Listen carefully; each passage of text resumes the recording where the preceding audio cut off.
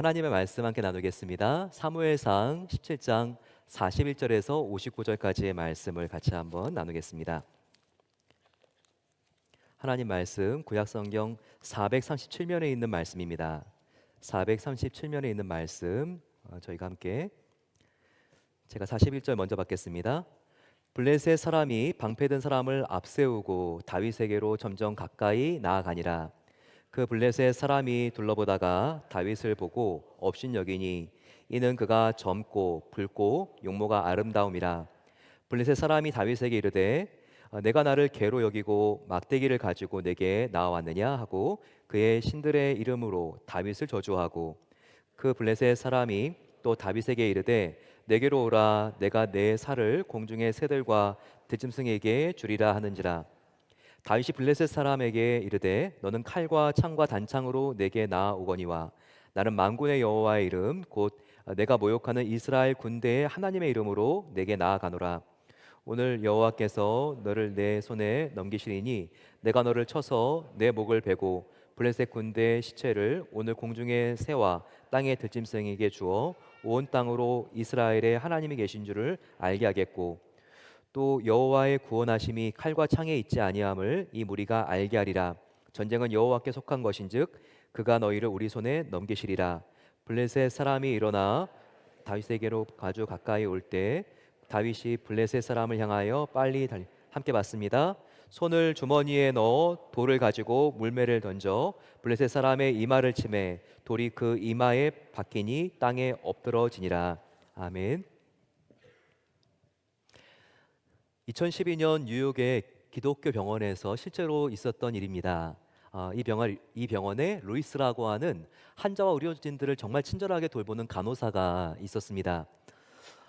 그녀의 남편은 이렇게 일찍 사별을 했기 때문에 돌아가셨고 어린 자녀들을 혼자 낮에는 기르고 밤에는 병원 일을 해야 하는 아주 고된 일들이 이어졌습니다. 하지만 하나님이 늘 자기 자신을 사랑한다는 것을 느꼈기 때문에 범사에 감사하면서 병원 일을 정말 최선을 다해서 했습니다.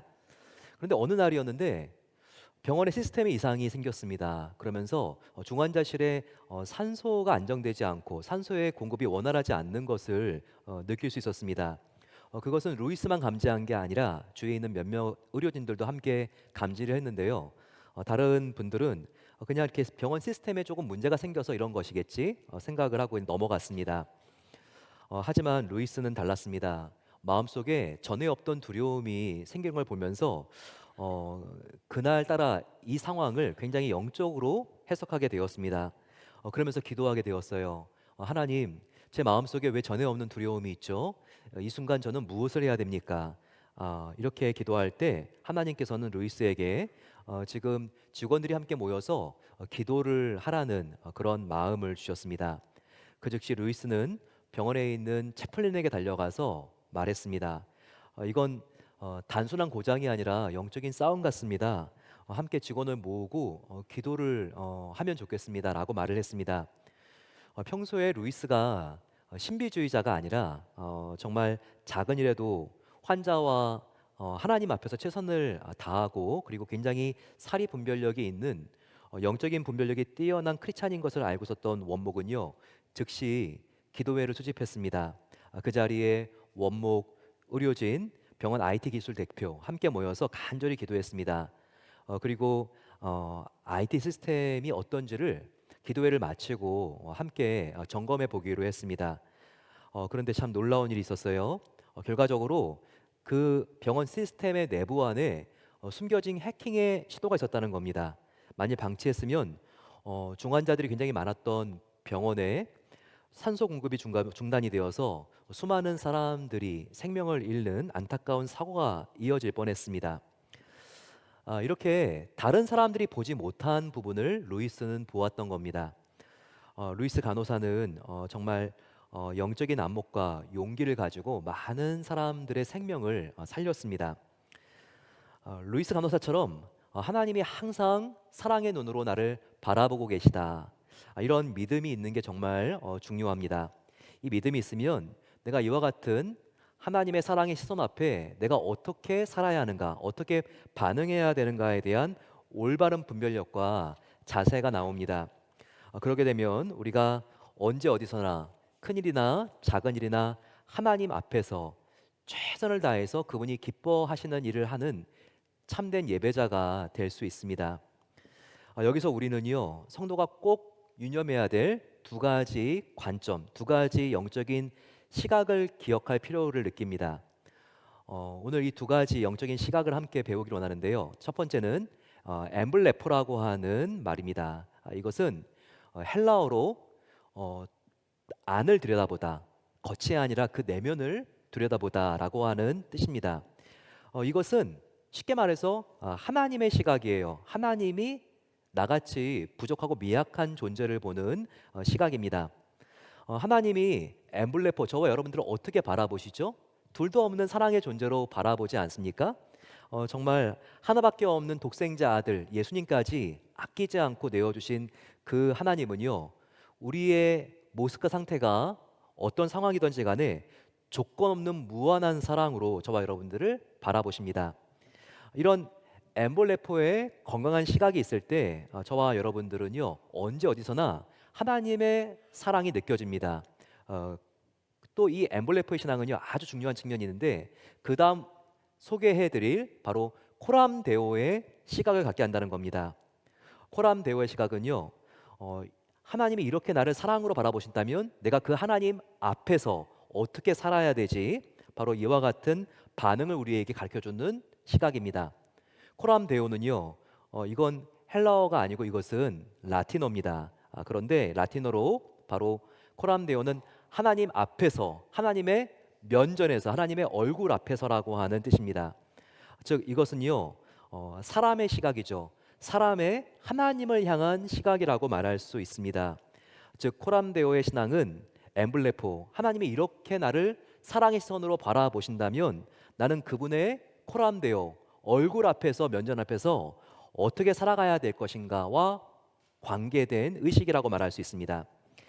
그래서 엠블레포와 코람데오는요, 이 두 개의 신앙은 아주 서로 긴밀하게 연결되어 있습니다. 엠벌레포, 바로 나에 대한 하나님의 시선을 우리가 바르게 의식하게 되면요, 코람데오, 이런 하나님 앞에서 내가 얼마나 충성되게, 얼마나 그분을 사랑하며 얼마나 그분 앞에 정직히 행해야 될까, 바로 이것을 가르쳐주는 시각이기 때문입니다. 이 두 시각 속에서 믿음의 삶을 살았던 성령의 인물이 바로 다윗입니다. 오늘부터 믿음의 사람 다윗의 이야기를 저희가 한 번이 아니라 몇 번에 걸쳐서 함께 살펴보기를 원하는데요. 다윗을 통해서 이 엠블레포, 하나님의 시선과 코람데오, 그분 앞에서의 나의 시선을 배울 수가 있습니다. 이것을 배울 수 있으면 저와 여러분들도 하나님이 기뻐하시는 사람으로 어떻게 변화될 수 있는지 이것을 우리가 함께 찾을 수가 있습니다. 다윗 왕이 되기 전에 다윗의 직업은 무엇이었을까요? 그렇죠. 바로 목동이었습니다. 그는 목자였죠. 그가 양을 쳤을 때 나이가 몇 살 정도 되었을 것 같습니까? 성경에 나와 있지는 않지만 짐작할 수 있습니다.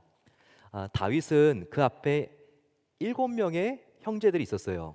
그런데 당시에 전쟁이 터졌을 때 징발되는, 또 군대 입대할 수 있는 나이는 20살이었습니다. 그러니까 뭐 미국이나 한국이나 비슷하죠. 이렇게 한국에도 징병제이기 때문에 19살이 되게 되면 만 19살에 이렇게 징병 통지서가 나오지 않습니까? 그렇기 때문에 지금 골리앗이 쳐들어왔을 때 3명은 지금 전선에 나가 있습니다. 그럼 남아 있는 형제는 몇 명이죠? 4명이죠. 이 4명의 형제는 20살이 안 된 거죠. 그렇기 때문에 이 4명의 형제들은요, 약 작게는 16살에서 19살 정도라고 생각하시면 됩니다. 그리고 다윗은 말제이기 때문에 그의 나이는 약 15에서 16살 정도로 추측할 수가 있습니다. 그러면 지금으로 말하면 몇 학년이죠? 예, 중3, 고1이죠. 네, 그 정도의 청소년의 유스 나이입니다. 마치 그의 눈은요, 정말 별같이 초롱초롱 아주 해맑았을 겁니다. 그리고 아직 수염이 나지 않은, 애티를 벗지 않은 그런 얼굴을 띠고 있었을 거고요. 그리고 오늘 읽은 성경같이 볼은 좀 빨갛고 거기에는 주근깨가 이렇게 투성이로 이렇게 있을 수가 있습니다. 이 나이는요, 한창 친구들하고 어울려 다니고 그리고 부모의 따뜻한 보호와 사랑과 관심이 아주 중요한 나이였습니다. 하지만 다윗이 그랬나요? 그렇지 않습니다. 다윗은요, 막내라서 귀여움을 요새처럼 독차지하기는커녕 정말 다른 형제들과 아버지에게조차도요 굉장히 부당한 대우를 받는 것 같습니다. 다른 형제들은 하지도 않는 양치는 일을 그는 했던 것 같습니다. 우리는 지금 다윗이 양떼를 돌보고 있는데 그냥 다윗이 다른 형제들과 함께 했겠지. 그리고 이게 큰형부터 이렇게 순번이 다 있어가지고 지금 교대로 해야 되는 차례가 다윗이겠지 생각할 수가 있습니다. 하지만 전장에 나간 형들을 면회간 이 다윗의 대화를 보게 되면요, 특별히 그의 형 엘리압과의 대화를 보게 되면요, 양치는 일은 형제들 중에서 다윗만 했다는 것을 우리가 엿볼 수가 있습니다. 사무엘상 17장 28절이 이와 같은 단서를 우리에게 제공하고 있습니다. 큰형 엘리압이 다윗에게 노를 바라여 이르되 너가 어찌하여 이리로 내려왔느냐? 들에 있는 양들은 누구에게 맡겼느냐? 나는 너의 교만함과 내 마음의 완악함을 아노니 너가 전쟁을 구경하러 왔도다라고 말하고 있습니다. 지금 형이 동생에게 다윗에게 이렇게 소리치고 있는 거예요. 너의 양들은 지금 어떻게 놓고 왔어? 지금 다윗이 양을 치는 일은 전담하는 것처럼 보이지 않습니까? 그리고요, 굉장히 이 형의 말투가 화가 나 있고 신경질적입니다. 왜 이런 것일까요? 왜 다윗은 막내고 아직 나이도 어린데 집안에서 이렇게 마기를 막 혼자 해야 되고 왜 이런 몰상식한 푸대접을 받아야 됩니까? 시편 51편 5절을 보게 되면요, 지금 이 궁금증을 좀 해소해 줄 수 있는 실마리가 있습니다. 한번 보시게 되면요, 다윗이 이렇게 고백하죠. 내가 죄악 중에 출생하였으며 어머니가 죄 중에서 나를 잉태하였나이다. 제 어머니가 죄된 상태에서 자기를 임신했다고 말하고 있지 않습니까? 또 다윗의 시편을 가만 보게 되면요, 유독 다윗만 정상적인 가정에서 태어나지 않은 것과 같은 대목들을 우리가 만나게 됩니다. 시편 27편 10절도 그렇습니다. 내 부모는 나를 버렸으나 여호와는 나를 영접하시리이다. 이 시편들을 통해서 우리는 두 가지 짐작을 할 수 있습니다. 하나는 지금 시편의 기자인 다윗이 모든 사람이 죄인이라는 것을 고백하고 있다는 하나의 가설입니다. 또 하나는 뭘까요? 또 하나의 가능성은요, 다윗이 정상적인 부부 관계 안에서 태어나지 않은 아들일 수 있다는 겁니다. 그러면 다른 형들과 다윗은요, 배다른 형제 관계입니다. 그렇다면 이 본문이 조금 더 자세하게 이해가 되고 보입니다. 이렇게 형들과 배다른 형제 관계였다면요, 한 집에서 함께 편안하게 생활하기가 어려웠을 수가 있습니다. 그래서 아버지 이새는 다윗을 미워했기 때문이 아니라 다윗을 다른 형들로부터 보호하기 위해서 그를 떼어놓을 수가 있다는 겁니다. 바로 이런 이유가 다윗 혼자 멀리 나가서 양떼를 돌보고 있는 이유가 될 수도 있다는 것이죠. 정말 다윗은요, 집안에서 배가 다른 형제들에 의해서 학폭보다 더 심한 유년기를 보냈을 가능성이 굉장히 높습니다. 그러다가 어느 시점에는 쫓겨나서 어린 나이부터 망명생활하듯이 들판에서 혼자 외롭게 양을 돌보고 양을 치는 목자가 되었을 가능성이 매우 높다는 거예요. 만약에 저와 여러분들이 다윗과 같은 상황이었다면 어떻게 했을까요? 학대하는 형들에 대해서 끓어오르는 화, 정말 보호해주기는커녕 황무지로 나를 내몬 아버지에 대한 배신과 실망과 원망감, 온갖 짜증과 울분으로 마음에 쓴뿌리가 막 더덕더덕 붙어 있지 않을까요? 정말 괜히 잘 자고 있는 양 엉덩이나 차면서 양한테 화풀이나 하고, 정말 이렇게 아니면 맡겨진 일을 게으르게 대충대충 얼렁뚱땅 했을 수도 있습니다.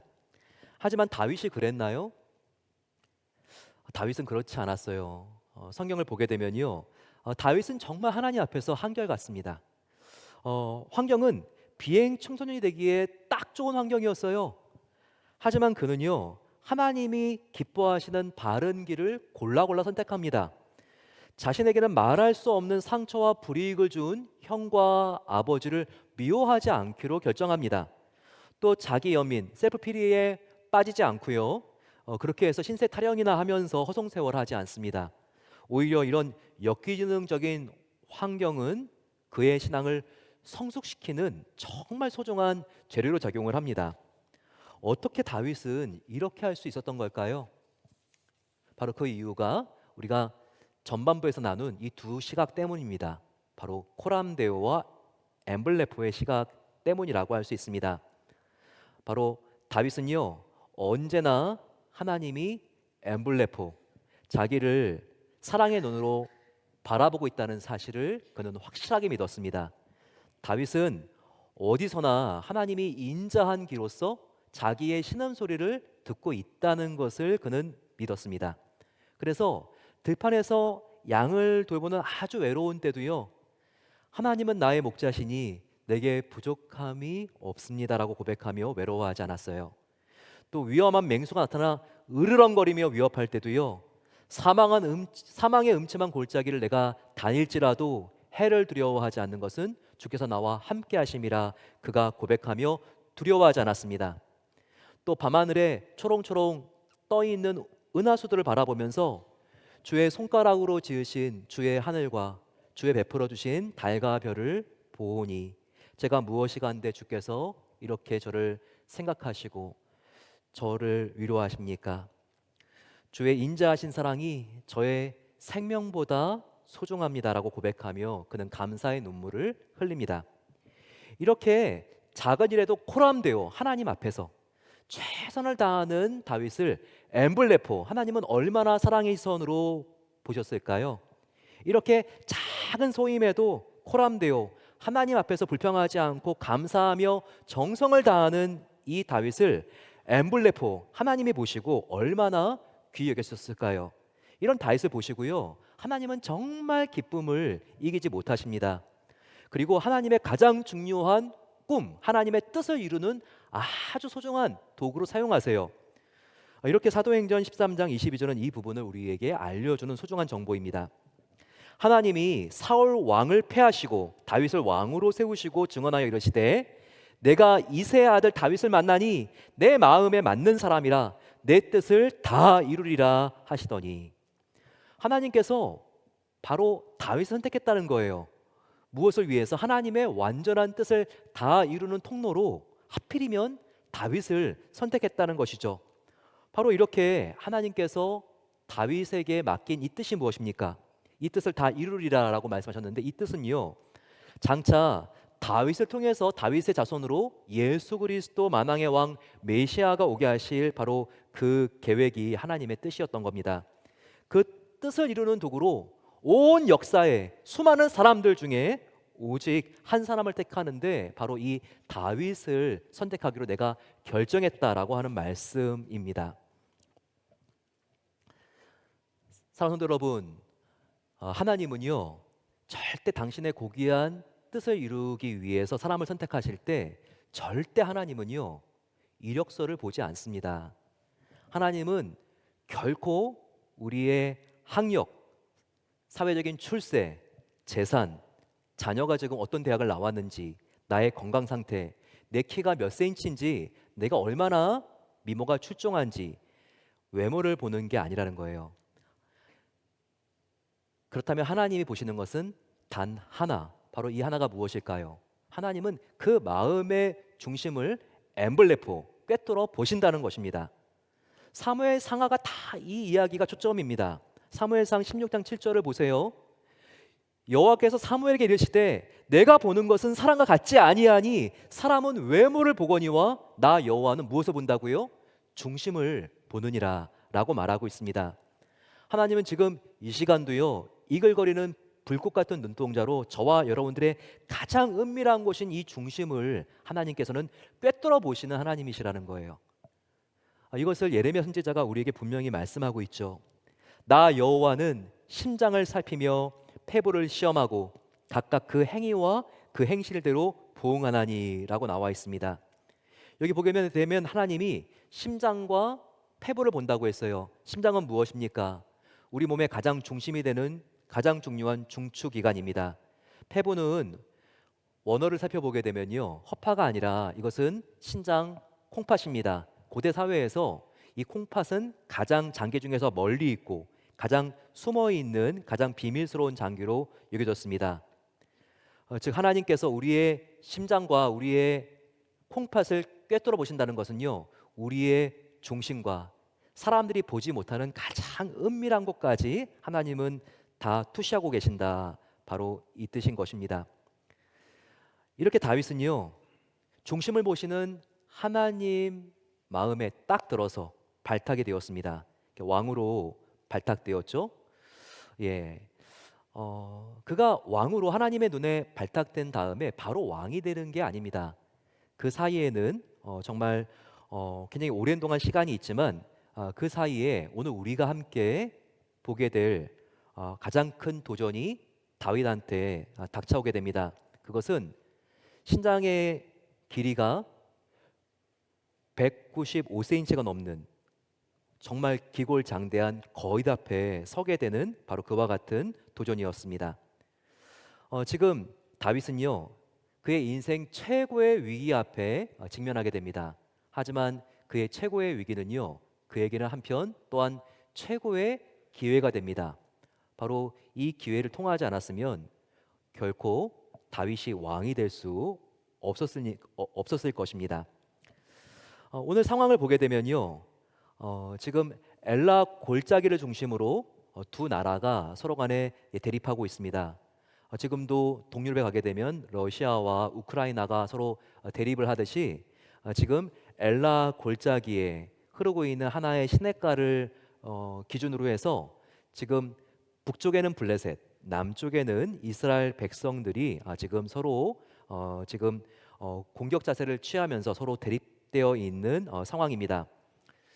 목동이었던 다윗은요, 지금 형들을 연애 갔습니다. 그랬더니 지금 기골 정말 장대하게 보이는 한 거인이 자기가 그렇게 사랑하는 여호와 하나님의 이름을 부르면서 막 욕하고 있는 거예요. 너무나 마음이 힘들고 어렵고 아팠습니다. 형들에게 어떻게 저런 거인을, 저런 막말하는 거인을 보고 가만히 내버려 두냐고, 내가 정말 다른 사람이 없으면 내가 나가가지고 저 거인을 상대하겠다고 이렇게 말을 합니다. 그래서 형들이 동생 다윗을 사울 왕에게 데려다 주지요. 정말 사울 왕이 다윗을 보면서 얼마나 애송이 같았고 정말 봤을 때 보잘것이 없었을까요?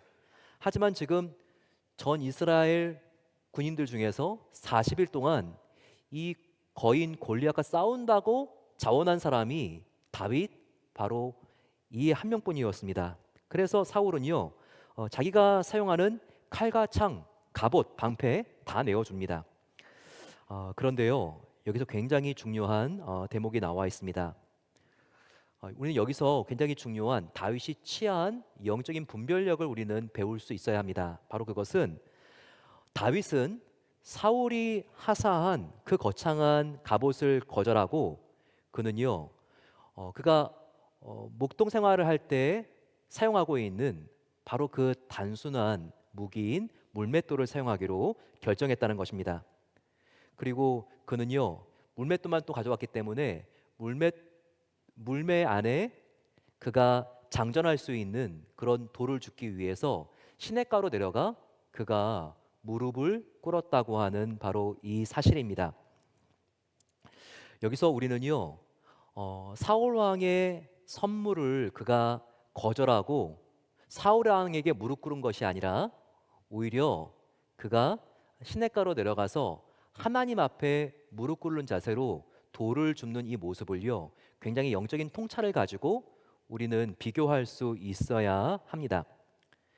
여기서 중요한 것은요, 우리가 하는 일만큼이나 그 일을 하는 과정과 방법이 중요하다는 겁니다.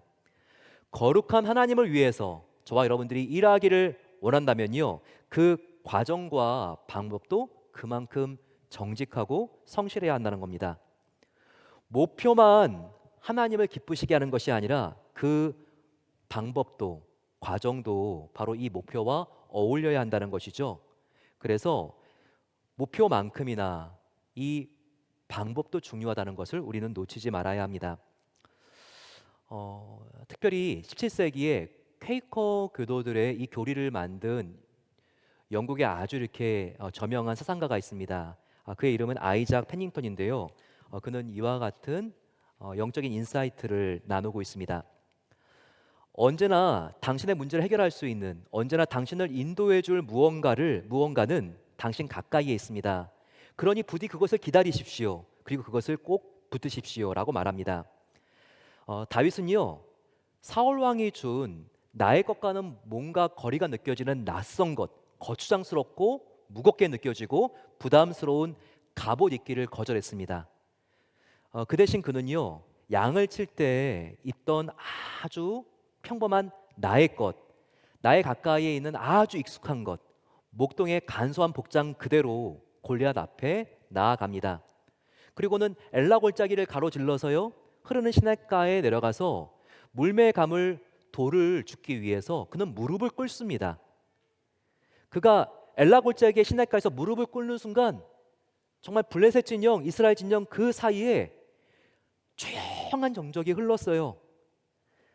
정말 이 다윗이 무릎을 꿇고 지금 이 돌을 줍는 이 광경을요, 양쪽 수만 명이 함께 지켜보고 있습니다. 조용히 양쪽 다 숨을 죽이면서 지켜보고 있는 거예요. 이때 눈부신 햇살이 그 엘라 골짜기의 시냇물 위를 반짝반짝 반사시켰을 겁니다. 10대 다윗의 부드러운 머리 사이로 엘라 골짜기의 시원한 바람이 지나갔을 거예요.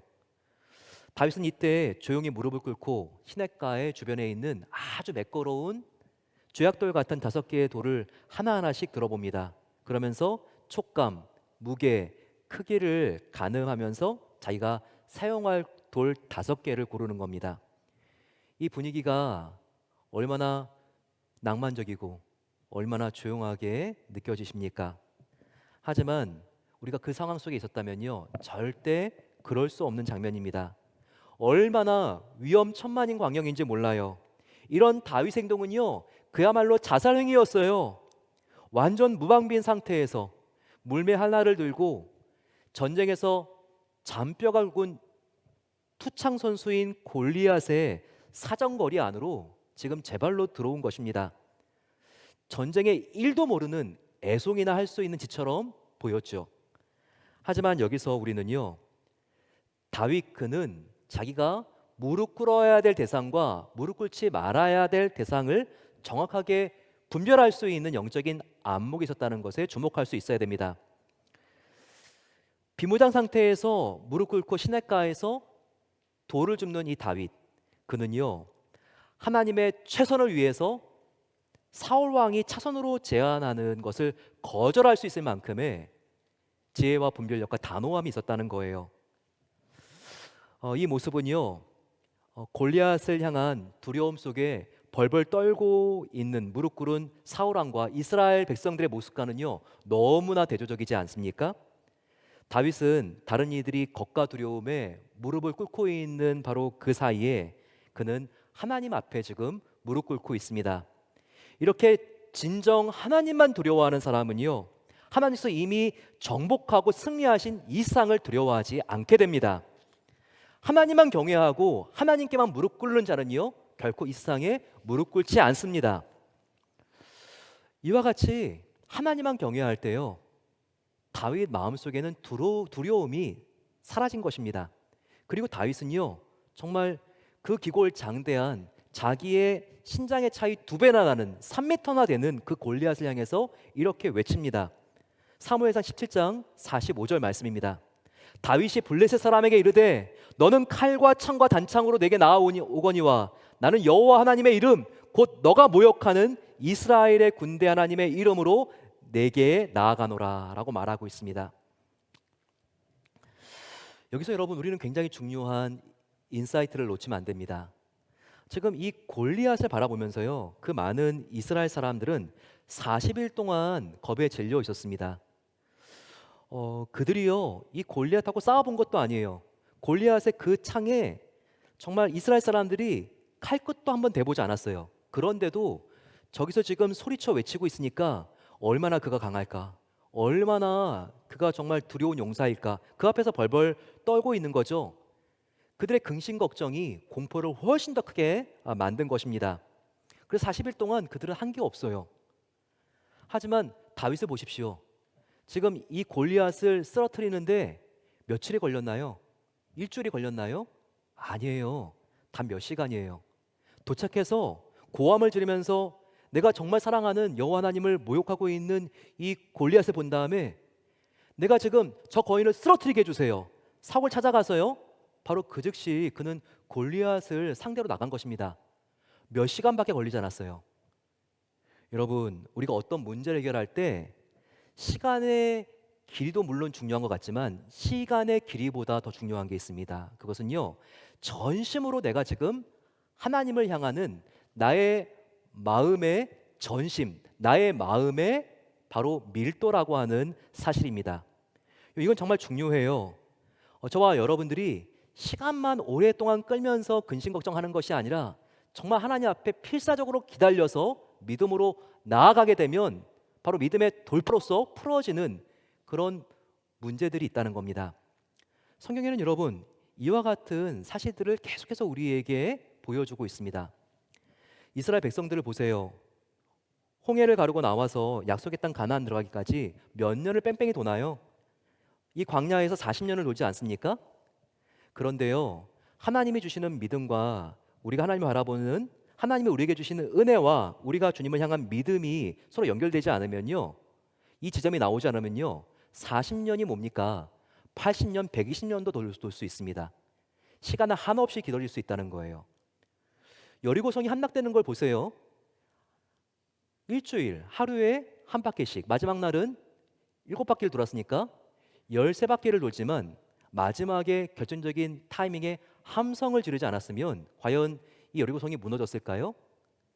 에스더를 보시기 바랍니다. 아무리 기도가 중요하고 3일 동안 간절히 기도했다고 하지만 이 에스더가 사생결단하고 자기의 남편 페르시아 황제 앞으로 나아가지 않았으면 바로 그녀와 그녀의 민족의 문제가 풀렸겠습니까? 바로 이것입니다. 저와 여러분들 지금 정말 시간만 끌고 있는 문제가 있습니까? 그게 관계적인 문제입니까? 어떤 법적인 문제입니까? 시간이 그것을 해결해 주지 않습니다. 하나님 앞에 간절히 나가서 이번 주에 매달려 기도하세요. 그리고 주님, 내가 정말 사랑하는 방법, 용서하는 방법, 낮아지는 방법 오직 주님만 바라보면서 내가 나아가겠습니다라고 그분과 조우하고 대화할 때 하나님은 그 문제를 풀어주실 수 있는 능력의 하나님이십니다. 그 하나님을 우리가 믿고 나아가야 한다는 거예요. 두 번째는요, 분노와 화에 대한 부분입니다. 앵거 이 부분이죠. 지금 골리앗과 사울 왕과 형들은요, 이 백성들은 이스라엘 백성들은요, 무엇 때문에 그렇게 화가 나 있습니까? 무엇 때문에 다윗이 잘못하지도 않았는데 그렇게 이 다윗에게 막 폭언을 하면서 그를 몰아세웁니까? 지금 이스라엘 백성과 사울 왕 이 골리앗 다윗을 제외하고 지금 다른 사람들이 화를 이렇게 내고 있는 이유는요, 다 자기의 체면, 자존심, 무기력과 두려움 때문에 화를 내고 있는 거예요. 따지고 보면요, 다 자기의 이익과 자기의 욕심과 교만 때문에 화가 나 있는 것입니다. 하지만 지금 다윗은 그들보다 더 화를 내고 있는데 다윗은 누구 때문에 무엇을 위해서 화를 내고 있습니까? 그것은 자신이 정말 사랑하고 있는 하나님을 모욕하고 있는 이 골리앗이 괘씸해서 화를 내고 있는 것입니다. 마치 이런 것은요, 이런 경우와 같다고 말할 수 있습니다.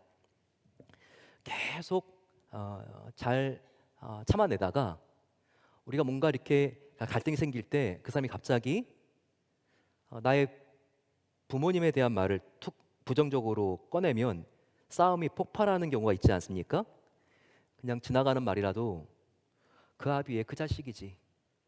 그러면요, 너 지금 뭐라 그랬어? 나 지금 잘못 들었지?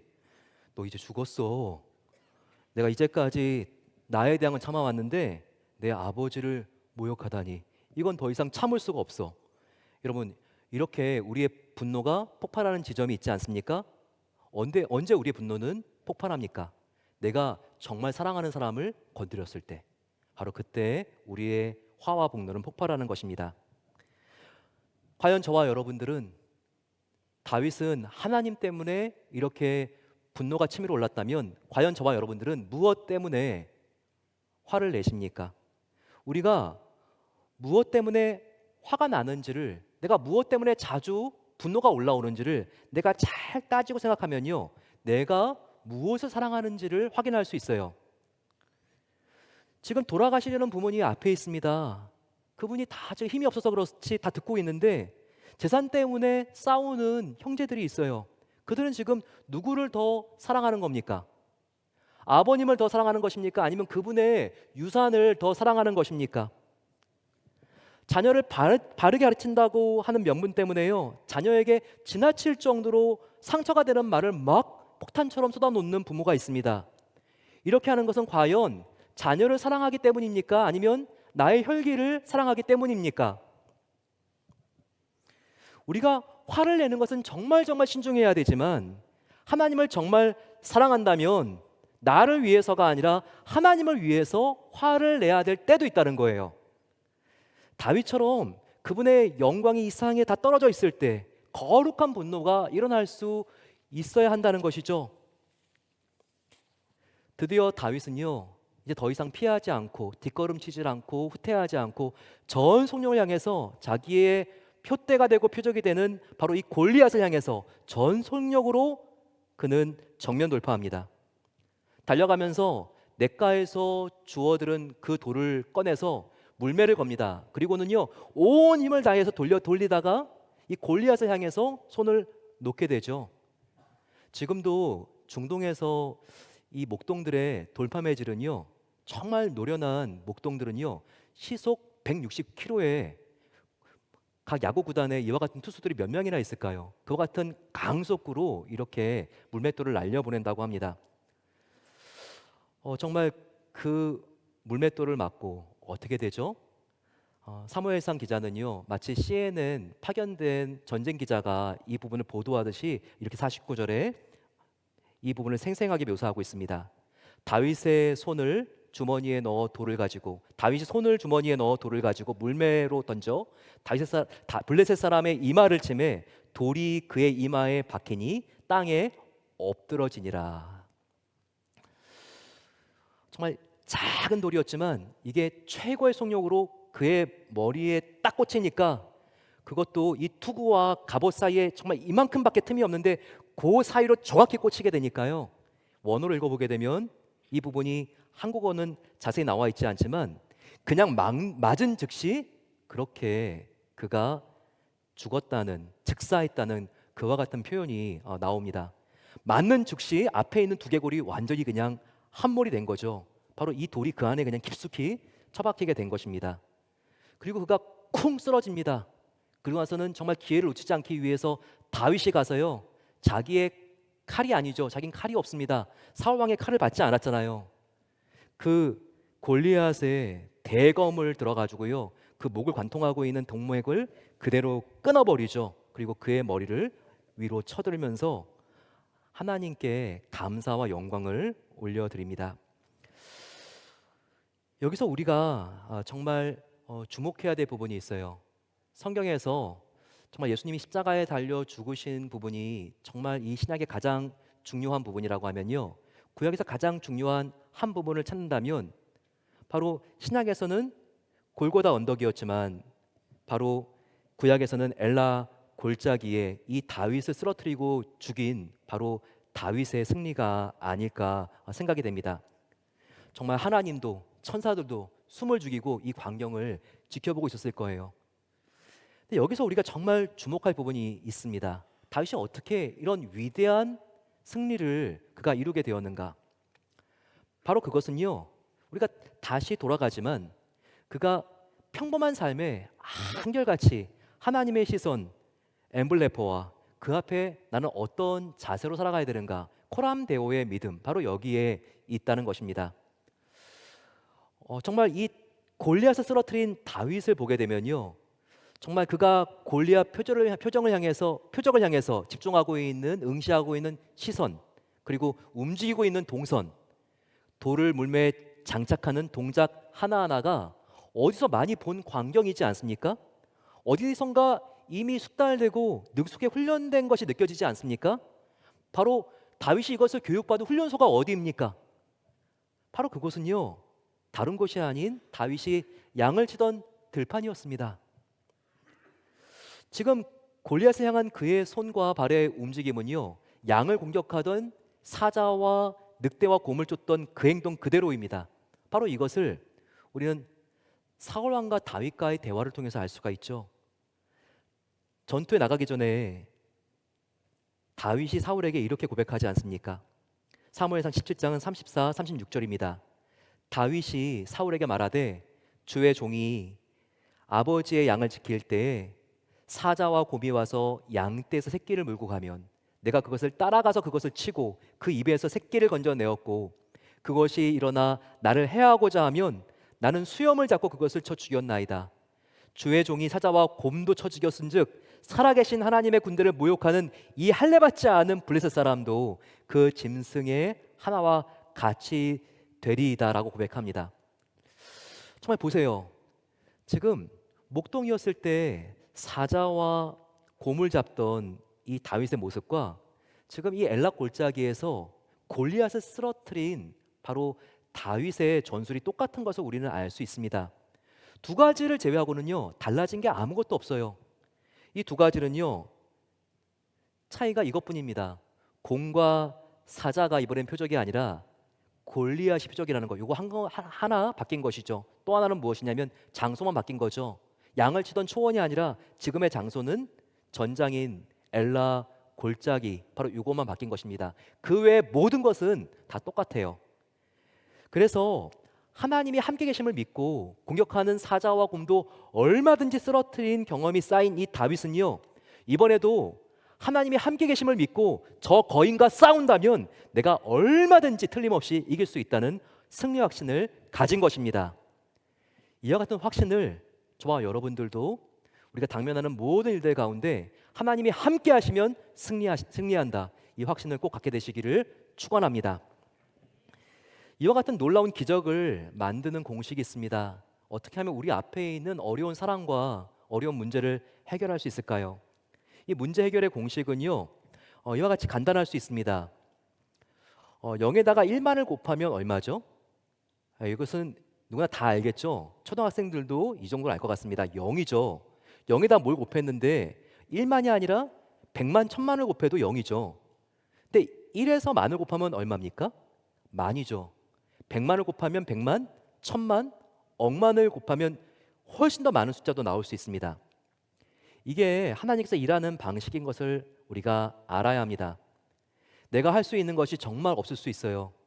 정말 내가 할 수 있는 거, 이 문제 앞에 나는 건강도 약하고, 나는 정말 이것을 어떻게 해결해야 될지 경험도 없고, 나는 영어도 잘 못하고, 내가 할 수 있는 일이 정말 1도 없어, 이런 마음이 생겨날 때가 있습니다. 그런데 1도 없어, 이 마음 때문에 걱정하느라고 아무것도 안 하는 게 아니라, 그러면 여러분, 하나님이 아무리 1만의 은혜 주시고 100만의 은혜 주셔도요, 내가 아무것도 안 한 0이기 때문에 결과는 0이에요. 아무것도 변한 거 없어요. 40일 동안 골리앗 그대로 바라보고 있는 이스라엘 백성처럼 다 모든 문제는 그냥 그 상태 그대로인 거예요.